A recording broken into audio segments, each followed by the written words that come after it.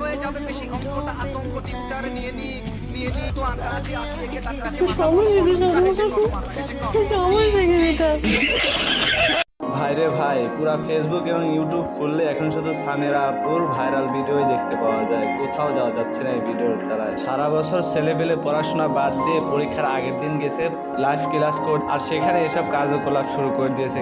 শিক্ষার মতো একটি পবিত্র জায়গাকেও এরা ছাড় দিল না। এদেরকে কি বলবো, এরা সমাজকে ধ্বংস করার জন্য উঠে পড়ে লেগেছে। এরা শিক্ষক নামের কলঙ্ক, তাদের বিরুদ্ধে আইনি ব্যবস্থা নেওয়া হয়েছে।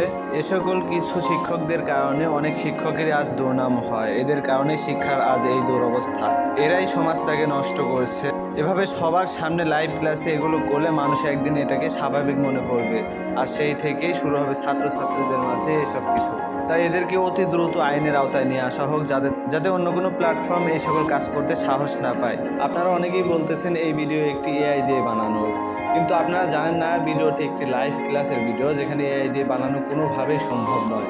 এটি একটি রিয়েল ভিডিও। পুলিশ তাদের বিরুদ্ধে অ্যাকশন নিয়েছে এবং অন্বেষণ একাডেমি তাদের এই লাইভ ক্লাসটি ডিলিট করে দিয়েছে। তাই আপনারা এই লাইভ ক্লাসটি খুঁজলেও আর পাবেন না। কিন্তু অনেকের কাছে এই ভিডিওটি প্রমাণ হিসেবে রয়েছে, তাই তাদের বিরুদ্ধে অ্যাকশন নেওয়া খুবই সহজ।